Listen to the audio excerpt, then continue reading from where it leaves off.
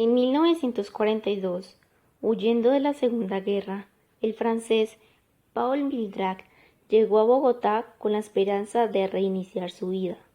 Hombre de 45 años, pequeño y enjuto, jorobado y contrahecho. Mildrac odiaba entablar cualquier tipo de vínculo afectivo con las personas que lo rodeaban, a quienes procuraba mantener a cierta distancia. Había sido siempre el blanco de bromas y comentarios venenosos que herían su sensibilidad y maltrataban su autoestima. Así, Mildrac tomó en arriendo una casona colonial en el barrio La Candelaria. Invirtió unos dineros en acciones que le dejaban buenos dividendos mensuales y se aisló de los vecinos y de las 2 o 3 personas que había conocido a su llegada.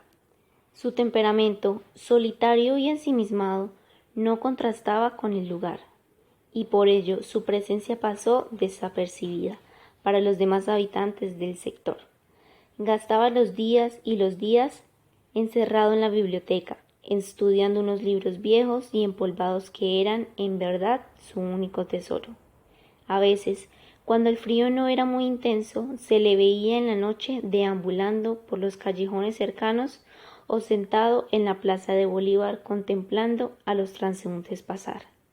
Sentía que estaba lejos de los sitios que habían tenido alguna importancia en su vida, y ese hecho le otorgaba una amnesia que él acogía con beneplácito, pues lo obligaba a vivir hacia adelante, hacia el futuro, que era la única manera de no destruirse, porque atrás, en su pasado inmediato, habían 2 imágenes cuyo recuerdo podía aniquilarlo. Las atrocidades de la guerra, siempre absurdas y sin sentido, y una mujer a quien había amado con pasión, casi con delirio. En efecto, 2 años atrás, en 1940, París había caído bajo el dominio alemán. Mildrac se había negado a colaborar con los germanos y, en consecuencia, como tantos otros de sus conciudadanos, había tenido que soportar un sinnúmero de atropellos y humillaciones. Una noche, regresando a su departamento del barrio latino, encontró a la entrada de su edificio, sentada en el piso y con la mirada fija en el vacío, una mujer de unos 30 años de edad. El otoño había dado paso ya a un invierno despiadado. Mildrac no tuvo corazón para dejarla abandonada a su suerte. La invitó a pasar, le ofreció una taza de sopa y un mendrugo de pan, y terminó improvisando un lecho en la sala para que se resguardara de los rigores del frío, la lluvia y la nieve.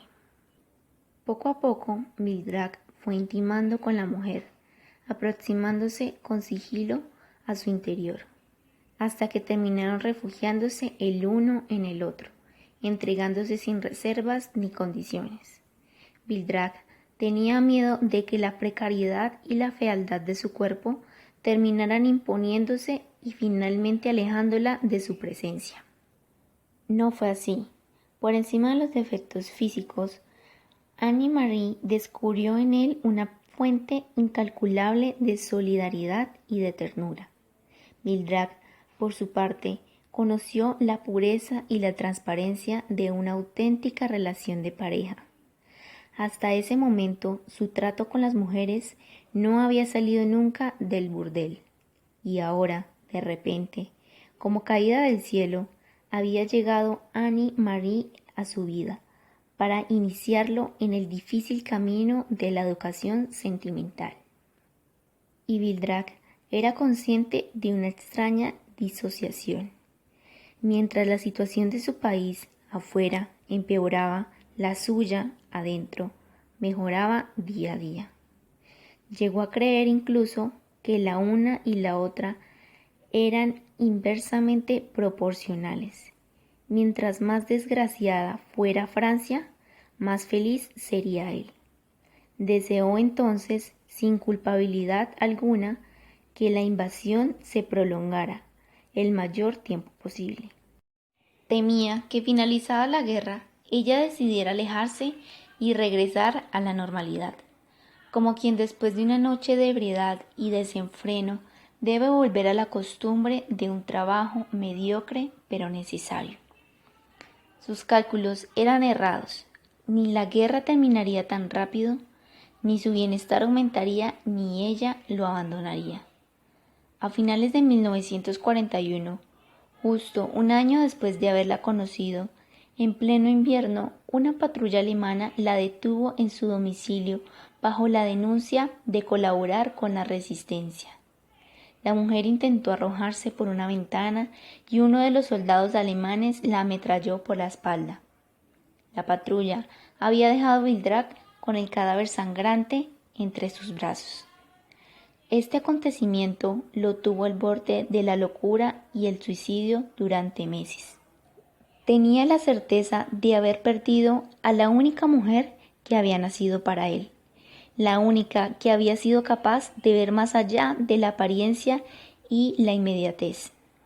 Su cabeza estaba llena de imágenes que lo destrozaban, que lo hacían pedazos por dentro. Anne-Marie preparando un guiso en la cocina, saliendo de la ducha, poniendo en agua un ramo de flores que él acababa de regalarle, sonriendo, vistiéndose. Para evitar el suicidio, decidió poner tierra de por medio. Rescató unos ahorros que tenía en un banco suizo y viajó a Sudamérica con el anhelo de hacer más soportable su dolor. De esta manera había llegado a Bogotá, solo y con las reservas interiores a punto de agotarse. En varias de sus caminatas nocturnas fue descubriendo lentamente la ciudad, el Parque de San Diego, la Plaza de Bolívar, las cruces, nombres que dejaban de ser palabras vacías e iban adquiriendo una materialidad física, una imagen concreta.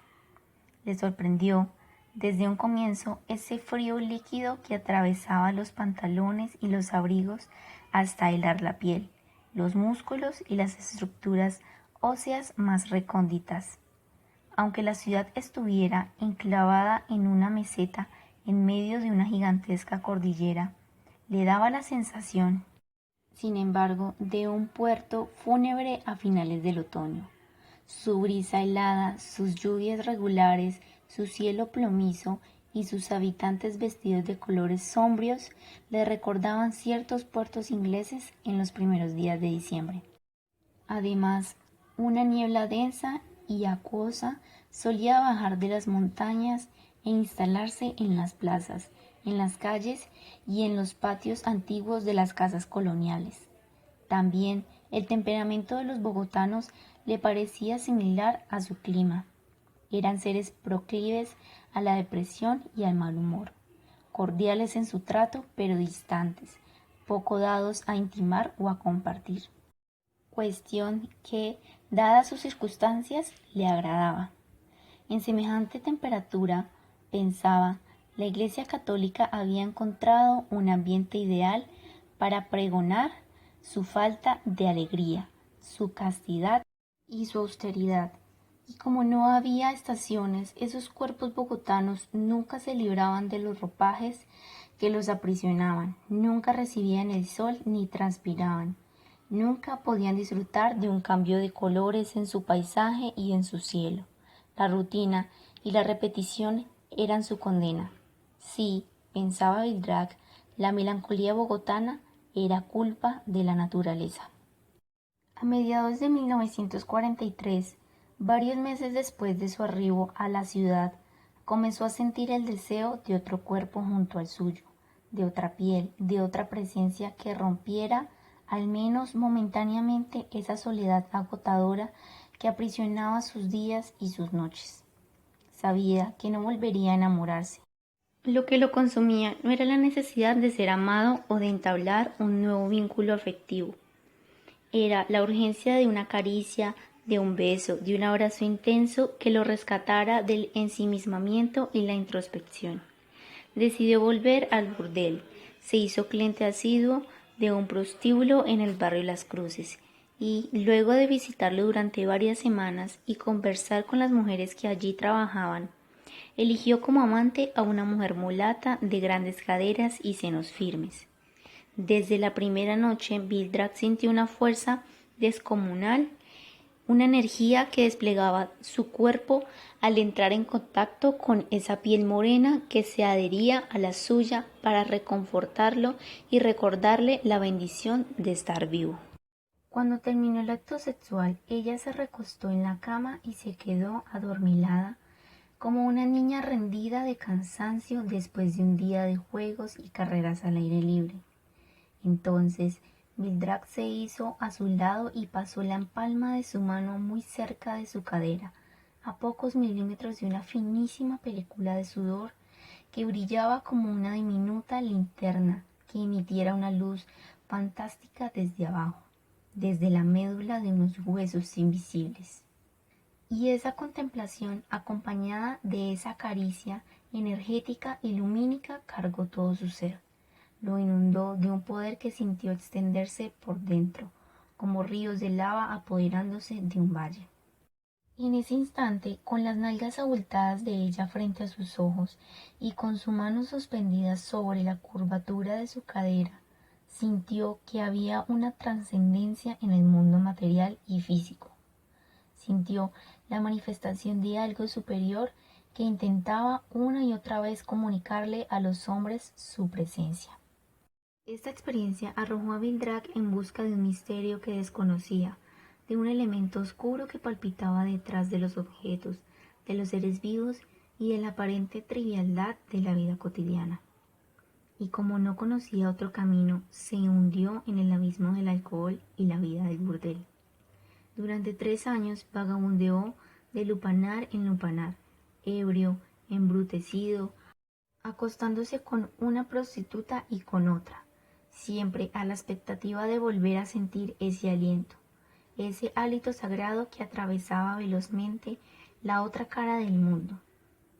Anhelaba experimentar una vez más lo que había sentido en aquella privilegiada noche de 1943, pero fue en vano. Lo único que logró fue destruirse y aumentar sus problemas de salud. Una tarde, agotado, regresó a la biblioteca y extrajo de un estante sus libros viejos y empolvados. De una página, de pronto, cayó una fotografía de Annie Marie, y Drake la recogió y la puso frente a sus ojos. Rememoró en un minuto su relación, el gigantesco afecto que se habían tenido, y no pudo evitar el dolor penetrante que lo hizo estallar en llanto. Se acurrucó junto a los libros y lloró allí todo su abandono, toda su incomunicación, toda su orfandad espiritual. Sintió que su vida en los 3 últimos años no había sido más que desamparo, ruina y desolación. Estoy extraviado, perdido, se dijo en voz alta. Al día siguiente ordenó la biblioteca y comenzó a estudiar una biografía de Paracelso. El personaje lo sedujo de inmediato. Una infancia aprendiendo las virtudes del hinojo, la datura, la belladona, la dulcámara y demás plantas medicinales. Una juventud estudiando astrología, medicina y alquimia. Una madurez viajando de ciudad en ciudad, sospechoso de hechicería y atacado por los académicos de la época. Y al final una muerte prematura por envejecimiento a mediados del siglo XVI. Mildred quedó impregnado del pensamiento y la personalidad de Paracelso. Se ocupó entonces de conseguir diversos textos que narraran la vida de alquimistas y sabios de la época renacentista. Se alejó del alcohol y no volvió a poner los pies en ninguno de los tantos burdeles que había frecuentado. Cultivó plantas solanáceas como el beleño y la belladona en el patio trasero de la casa y practicó ciertos ejercicios corporales que fortalecieron sus músculos y tonificaron sus pulmones. Así, durante largos meses, examinó con detenimiento las vidas de Alberto el Grande, Nicolás Flamel y Cagliostro. Se ejercitó en la meditación profunda y en alcanzar lo que varios autores llaman la segunda visión, esto es, la capacidad que tiene la percepción de viajar en el tiempo y en el espacio. Se dejó crecer la barba y ya a comienzos de 1947